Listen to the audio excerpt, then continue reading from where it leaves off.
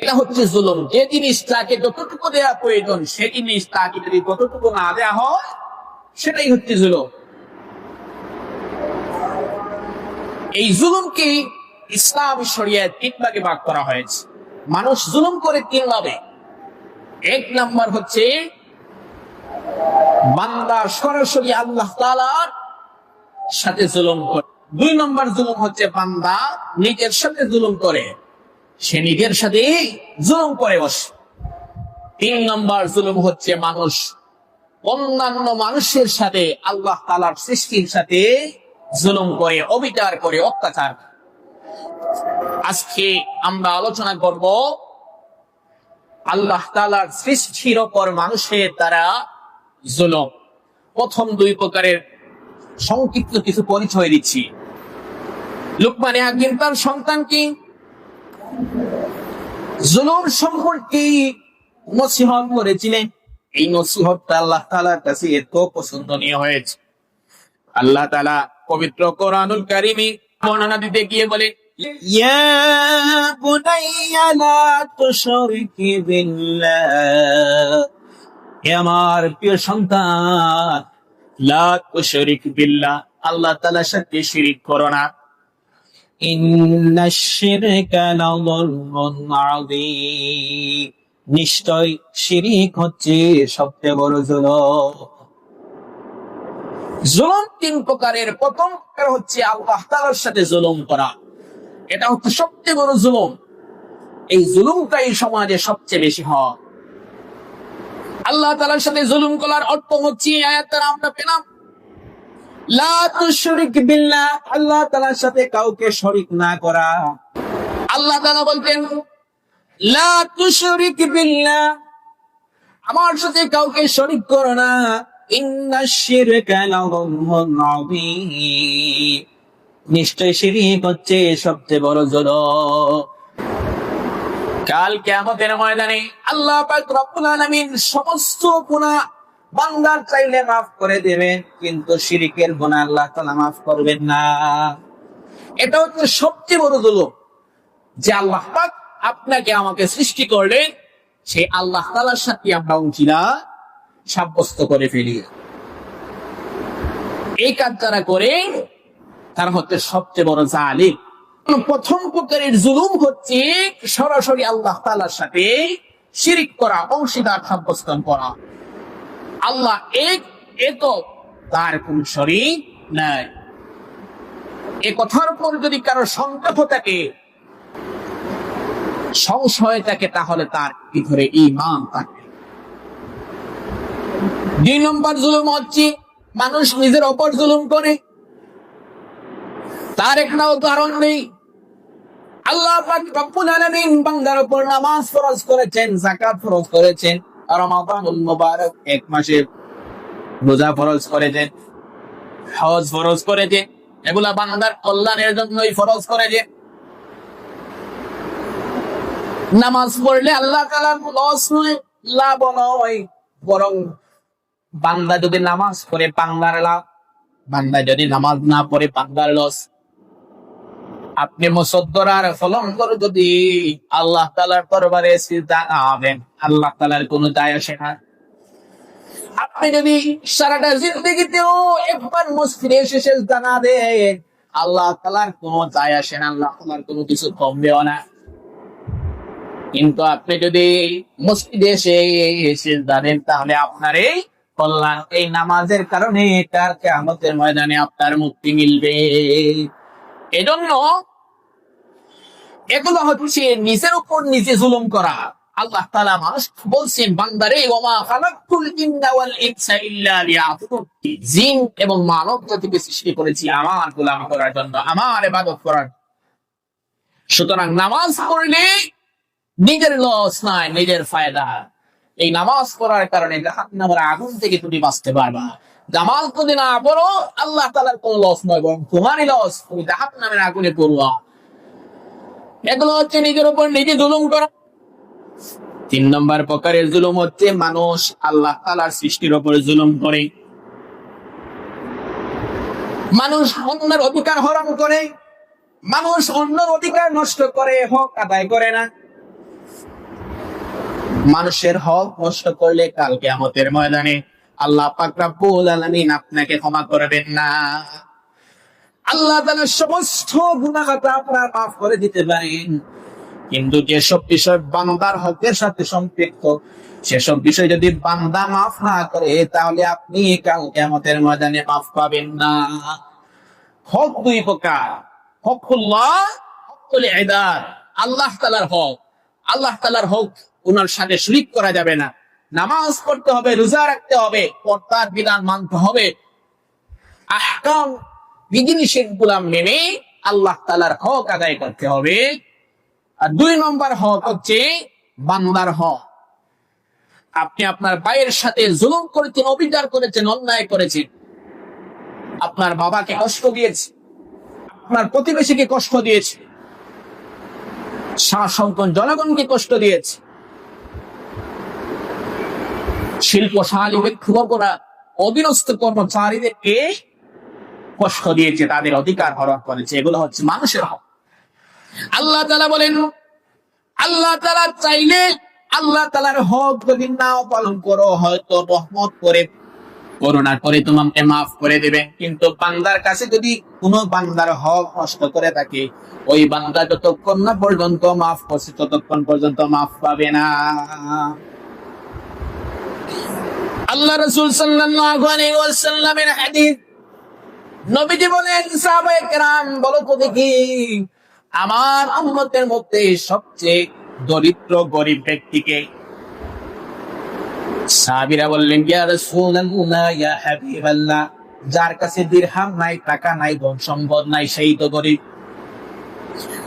আল্লাহ রাসূল সাল্লাল্লাহু আলাইহি ওয়াসাল্লাম বলেন, না না, সে গরিব নয়, বরং গরিব তো সেই ব্যক্তি যে ব্যক্তি কাল কিয়ামতের ময়দানে নামাজি হিসাবে উঠবে, রোজাদার হিসাবে উঠবে, হাজি আলহাজ হিসাবে উঠবে, রোজাদার হিসাবে উঠবে, যাকাত দানেওয়ালা হিসাবে উঠবে, দানকারীওয়ালা হিসাবে উঠবে, সমস্ত ভালো ভালো কাজ তার আমল নামায় আছে, সেই অবস্থায় উঠলো। কিন্তু সে যে মানুষের সাথে অন্যায় অবিচার করেছে, অন্যর হক নষ্ট করে খেয়েছে, অন্যর প্রতি অবিচার করেছে, জুলুম করেছে। হুজুরে পাক সাল্লাল্লাহু আলাইহি ওয়াসাল্লাম বলে, কিয়ামতের ময়দানে গো পাওনাদারকে টাকা দিয়ে পরিশোধ করা যাবে না, সম্পদ দিয়ে পরিশোধ করা যাবে না। যে জুলুম করেছেন, অবিচার করেছেন, কাল কিয়ামতের ময়দানে দুইটা জিনিস থাকবে, আমল আর বদআমল। এগুলা দিয়েই বিনিময় করতে হবে। রাসূল কারীম সাল্লাল্লাহু আলাইহি ওয়াসাল্লাম বলে, বান্দার সমস্ত আমল নিয়ে কাল কিয়ামতের ময়দানে দণ্ডায়মান হবে। এমন অবস্থায় দেখা যাবে তার পাওনাদারের পরিমাণ বেশি।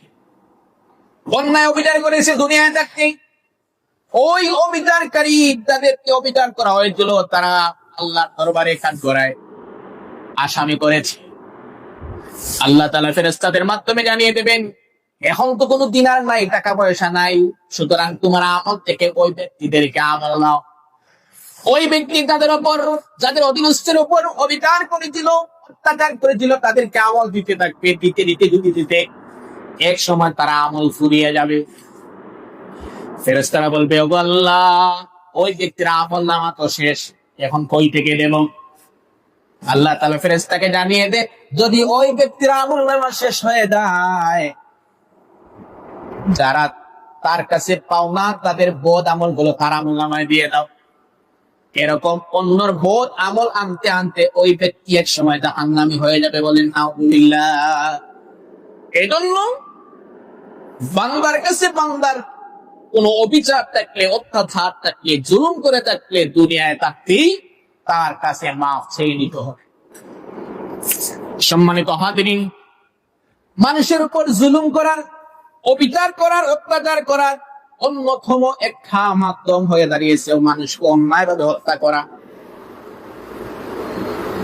মানুষকে অন্যায়ভাবে হত্যা করা।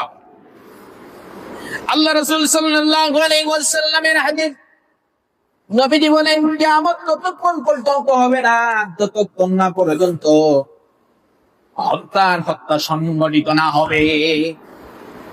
আল্লাহ রাসূল সাল্লাল্লাহু আলাইহি ওয়াসাল্লাম বলেন, হত্যা ততক্ষণ, কিয়ামত ততক্ষণ পর্যন্ত হবে না যতক্ষণ না পর্যন্ত হত্যার পর হত্যা সংগঠিত হতে না পারে। আপনারা জানেন কিনা জানি না, গতকাল রাত 8টার পরে এখন পর্যন্ত বাংলাদেশে 4 জন মানুষের সামনে জনসম্মুখে হত্যা করা হয়েছে।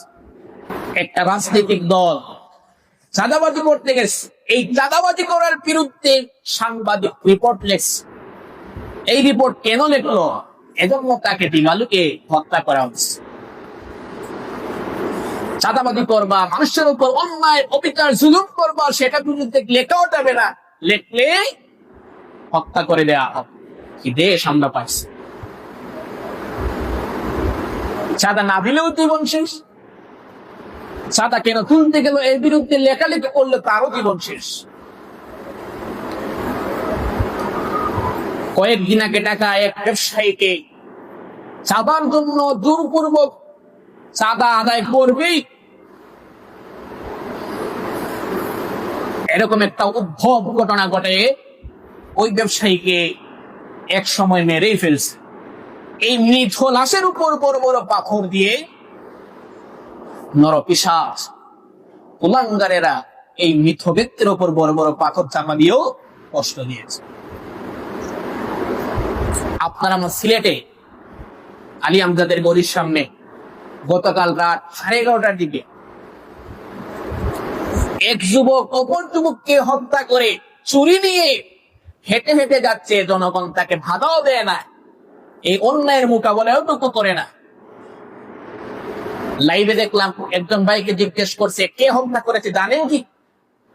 উনারা বলতেছে আমরা কয়েকজনে দেখেছি উনি হত্যা করতেছে, চুরি দিয়ে আঘাত করেছে, উনার হাতে চুরি ছিল এজন্য আমরা আগাই। মুসলমানের ঈমান কতটা নিচে নেমে গেছে! নিজের সামনে হত্যা করছে, সে কাছ থেকেও বাধা দেয় না। আল্লাহ রাসূল সাল্লাল্লাহু আলাইহি ওয়াসাল্লাম বলেন, কিয়ামতের পূর্বে এমন একটা সময়, এমন একটা যুগ আসবে যখন একজন অপরজনকে হত্যা করবে, হত্যাকারীও জানবে না কেন হত্যা করলো, আর যে ব্যক্তি নিহত হলো ওই ব্যক্তিও জানবে না কেন সে নিহত হলো। সেই সময়ে চলছে যে হত্যা করে সেও জানে না কেন হত্যা কর, যে নিহত হলো সেও জানে না আমি কেন নিহত হলাম। কালকে আমাদের ময়দানে নবী বলেন, সর্বপ্রথম বান্দার অপর বান্দার হকের ব্যাপারে বিচার ফয়সালা করার সময় সর্বপ্রথম রক্তের হিসাব করা হবে। আপনি অন্যায় ভাবে অবিচার ভাবে কোন মানুষকে যদি হত্যা করে থাকেন, রক্ত প্রবাহিত করে থাকেন, এই রক্তের প্রথম বিচার হবে কিয়ামতের ময়দানে। অন্যায় ভাবে মানুষকে হত্যা করা হারাম। আল্লাহ রাসূল সাল্লাল্লাহু আলাইহি ওয়াসাল্লামের হাদিস, আন আবি যর রাদিয়াল্লাহু তাআলা أن النبي صلى الله عليه وسلم فيما روى عن الله تبارك وتعالى أنه قال يا عبادي إني حرمت الظلم على نفسي وجعلته بينكم محرما فلا تظالموا. আল্লাহ তাআলা হাদিসে কুদসির মধ্যে বলছেন, ইয়া ইবাদি, হে আমার বান্দাগণ শোনো শোনো, ইন্নী হারামতু যুলমি, আমি আমার নিজের উপর জুলুমকে হারাম করে দিয়েছি। ওয়াজআলতুহু বাইনাকুম, তোমাদের জন্য মুহাররামা, হারাম করে দিলাম জুলুমকে। ফালা তাযালামু, সুতরাং তোমরা জুলুম করো না। আল্লাহ তাআলা নিজের উপর জুলুম করে হারাম করে দিয়েছেন। কাল কিয়ামতের ময়দানে বান্দা বলবে, আল্লাহ ইকরা কিতাবাকা কাফা বিনাফসিকা ইয়াউম আলাইকা হিসাবা, আল্লাহ আমাকে যে আমলনামা দেওয়া হয়েছে, এই আমলনামায় লেখা আছে অমুকের পুকুর করে পেয়ারা চুরি করে খেয়েছিলাম, এটা মিথ্যা লেখা হয়েছে। বান্দা অস্বীকার করবে এসব কাজ আমি করি নাই। আল্লাহ তাআলা বলবেন, বান্দারে তোমার প্রতি বিন্দু পরিমাণও জুলুম করা হয় না।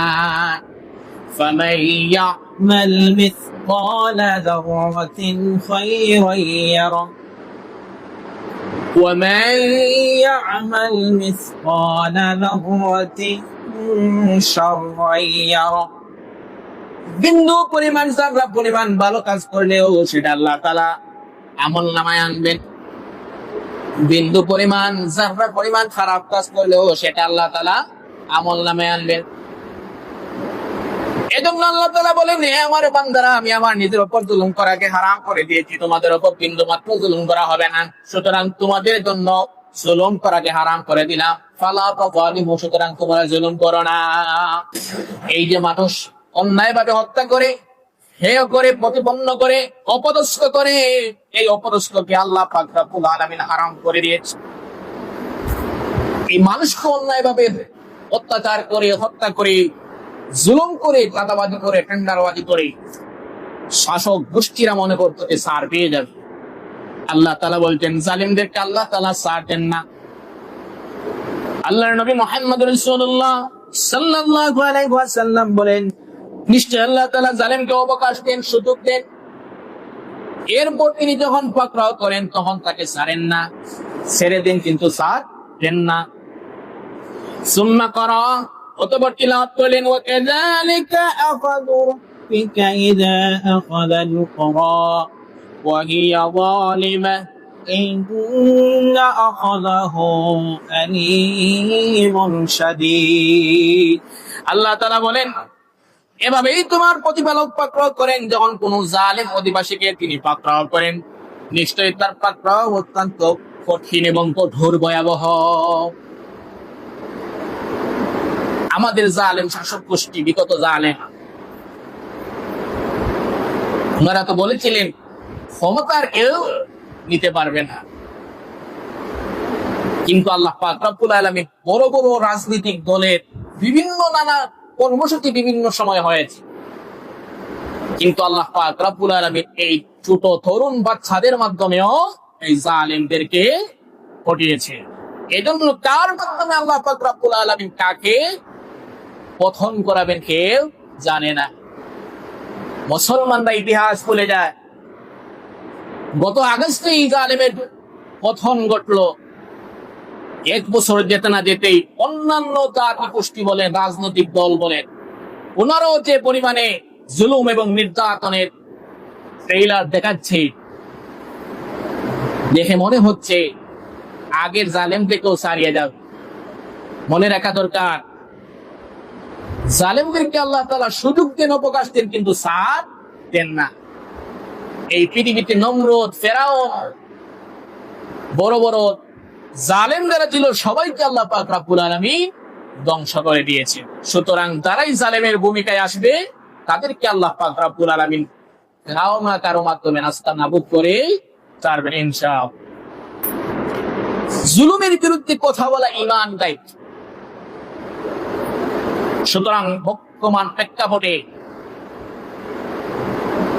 নব্য জালেমদের যে আবির্ভাব হচ্ছে সে বিষয়ে মুমিন হিসাবে তার ঈমানের দায়িত্ব হলো যেখানে অন্যায় দেখবে সেখানে প্রতিহত করা। আল্লাহ রাসূল সাল্লাল্লাহু আলাইহি ওয়াসাল্লাম বলেন, মান রাআ মিনকুম মুনকারান ফালিগাইরু বিয়াদিহি, তোমাদের সামনে যখন অন্যায় অবিচার কোনো কাজ দেখা হবে, দেখতে পাও, তখন তোমরা শক্ত হাতে প্রতিহত করো। যেখানে অন্যায় দেখবা সেটা প্রতিহত করবা। প্রতিহত করার মতো হিম্মত শক্তি যদি তোমার না থাকে তাহলে কথা দ্বারা, পরামর্শ দ্বারা, কথা বলার মাধ্যমে, আলোচনার মাধ্যমে এটার প্রতিবাদ করবা। এটাও যদি তোমার হিম্মতের মধ্যে না থাকে তাহলে তুমি অন্তর দিয়ে কমপক্ষে ঘৃণাটুকু করবে। এটা খারাপ কাজ, অন্যায় কালে আদওয়াফুল ঈমান, এটাই হচ্ছে সর্বনিম্ন স্তর। এটাই যদি তুমি করো না তাহলে তোমার ঈমানের স্তরটুকু নাই বলে মনে করতে হবে। কি দেশটা পাইছে মগের মূল্য। চাঁদা দেয় না, এর জীবনটা আমরা নিয়ে নেই। চাঁদা নিয়েছে, এই চাঁদা কেন নিল এর বিরুদ্ধে রিপোর্ট করছে, সাংবাদিককে হত্যা করে ফেলা হয়েছে। কতটা কয়েকদিন আগে চাঁদা দিছে না, ব্যবসায়ীকে হত্যা করা হয়। গতকাল চাঁদা নিয়েছে, চাঁদার বিরুদ্ধে রিপোর্ট করার কারণে সাংবাদিক তুহিনকে হত্যা করে দেওয়া হয়। গতকাল রাত ৮টার পর থেকে এখন পর্যন্ত বাংলাদেশে জনসম্মুখে ৪টা খুন করা হয়েছে।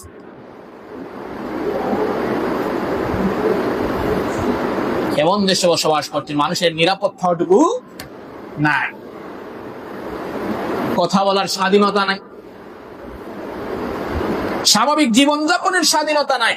আমি আমার হালাল রুজি রোজগার করার জন্য ব্যবসা বাণিজ্য করবো, তোমাকে চাঁদা দেওয়ার নেই। আমি অন্যায়কে অন্যায় ভাবে দেখবো, সত্যকে সত্যভাবে লিখবো, এই লিখার অধিকারটুকু নিয়ে নেওয়া হয়। যা ঘটেছে তা লিখেছি, এর পরিণতি কি নিচ্ছে তো কেউ কিছু বলতেও পারবা না, করতেও পারবা না। এই জালেমদেরকে আল্লাহ তাআলা ছাড় দেন। যা টেইলর আপনারা দেখাচ্ছেন, মনে কইরেন না ছাত্র জনতা ভুলে গেছে।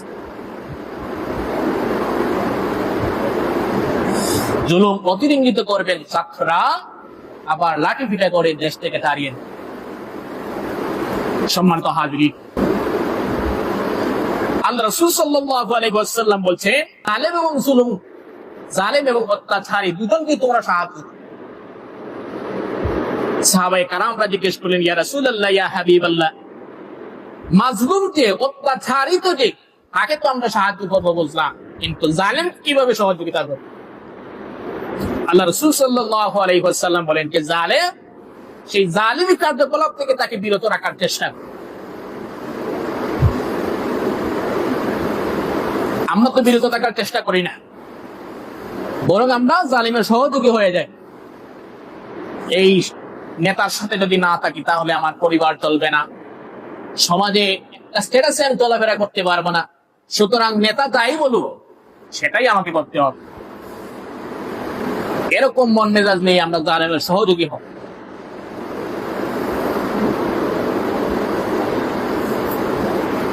আল্লাহ রাসূল সাল্লাল্লাহু আলাইহি ওয়াসাল্লাম বলেন, কাবা শরীফের সম্মান আল্লাহ পাক রব্বুল আলামিন এত বেশি দিয়েছেন, কিন্তু এই কাবাকে একজন মুমিনের সম্মান আল্লাহ তাআলার কাছে সবচেয়ে বেশি। আল্লাহ রাসূলের সাহাবী ইবনে ওমর রাদিয়াল্লাহু তাআলা আনহু একবার কাবা ঘরের সামনে দাঁড়ালেন। তখন তিনি বলেন, মা আযমাকি ওয়া আযমা হুরমাতি, হে সম্মানিত কাবা, কত মর্যাদা তোমার, কত বিরাট সম্মান তোমার, কত বিরাট সম্মান তোমার, কত মর্যাদা তোমার। কিন্তু জেনে রাখো, আল্লাহ তাআলার নিকট মুমিনের মর্যাদা তোমার চেয়েও বেশি। কাবার সম্মানের চেয়ে একজন মুমিনের মর্যাদা আল্লাহ পাক রব্বুল আলামিনের কাছে সবচেয়ে বেশি। আব্দুল্লাহ ইবনে ওমরের বর্ণনা, আল্লাহ রাসূল সাল্লাল্লাহু আলাইহি ওয়াসাল্লাম বলেন, লাদাওয়ালুদ দুনিয়া আহওয়ানু ইনদাল্লাহি মিন কাতলি রাজুলিল মুসলিম, পৃথিবী ধ্বংস করা আল্লাহ তাআলার কাছে সহজ, কিন্তু অন্যায় ভাবে একজন মুমিনকে হত্যা করা আল্লাহ তাআলার কাছে সবচেয়ে বেশি কঠিন। সারা দুনিয়া আল্লাহ তাআলা ধ্বংস করে দিতে পারেন, কিন্তু অন্যায় ভাবে অবিচারভাবে কোনো মুমিনকে হত্যা করা তার চেয়ে সবচেয়ে বড় কঠিন কাজ। কিন্তু আমরা অনাহাসেই মেরে ফেলি। কেনে মারি? যে নিহত করে, যে হত্যা করে সেও জানে না কেন হত্যা করলাম, আর যে নিহত হয় সেও জানে না আমি কেন মরলাম।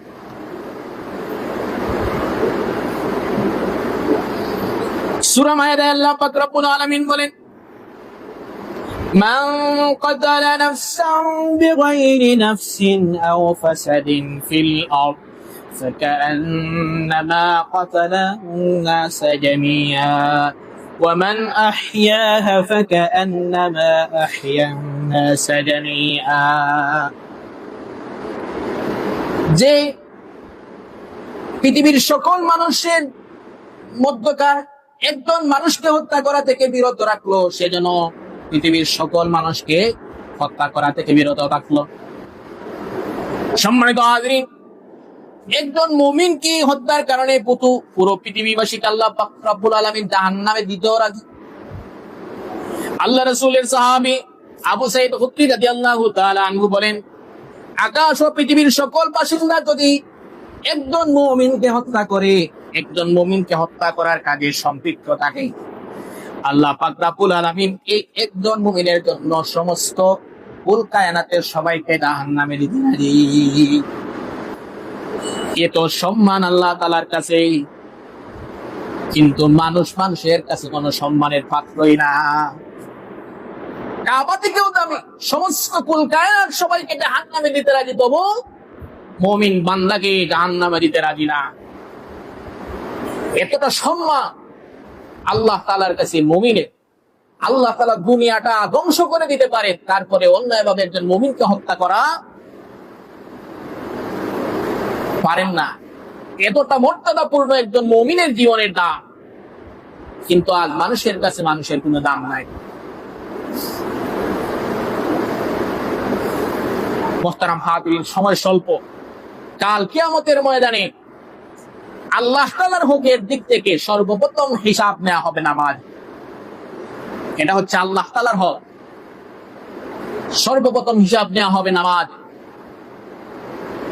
বান্দার হকের মধ্যে যে সম্পৃক্ত রয়েছে, বান্দার হকের মধ্যে থেকে সর্বপ্রথম হিসাব নেওয়া হবে রক্তের। আপনি যদি অন্যায়ভাবে অবিচার করে, জুলুম করে, নির্যাতন করে কোন মুমিন কিংবা পৃথিবীর যে কারো মানুষকে হত্যা করে, এই হত্যার বদলা কাল কিয়ামতের ময়দানে সর্বপ্রথম শুরু হবে এই বিচার দ্বারা। যে যাকে হত্যা করবে, যে অবস্থা তাকে হত্যা করবে, হত্যাকারী ব্যক্তি কাল কিয়ামতের ময়দানে এমন অবস্থায় দাঁড়িয়ে আল্লাহ তাআলার কাঠগড়ায় ওই হত্যাকারীর বিরুদ্ধে নালিশ করবে। আল্লাহ পাক রব্বুল আলামিন ওই ব্যক্তির মাধ্যমে ওই ব্যক্তিকে হত্যা করিয়ে জাহান্নামের অতল গহ্বরে পাঠিয়ে দেবে। জন্য খুন খারাপি থেকে আমাদেরকে বেঁচে থাকতে হবে। অন্যায়, অত্যাচার, জুলুম, নির্যাতন যেখানেই হয় সেখানে মুমিনের দায়িত্ব হিসাবে প্রতিহত করতে হবে। আল্লাহ পাক রব্বুল আলামিন আপনাকে আমাকে জুলুম নির্যাতনের সম্মুখে দাঁড়ালে তার প্রতিবাদ করার হিম্মত শক্তি যেন দান করেন, সবাই বলেন আমিন। আল্লাহ পাক রব্বুল আলামিন যেন আমাদেরকে জালেম শাসক থেকে মুক্ত দান করেন, সবাই বলেন আমিন। আল্লাহ পাক রব্বুল আলামিন আপনাকে আমাকে সবাইকে কোরআন সুন্নাহ মোতাবেক জীবন পরিচালনা করে জান্নাত উপযোগী একজন মানুষ হিসাবে দুনিয়া চলার তৌফিক দান করুন, সবাই বলেন আমিন। ওয়া আখির দাওয়ানা আলহামদুলিল্লাহি রাব্বিল আলামিন। আসসালামু আলাইকুম ওয়া রাহমাতুল্লাহ।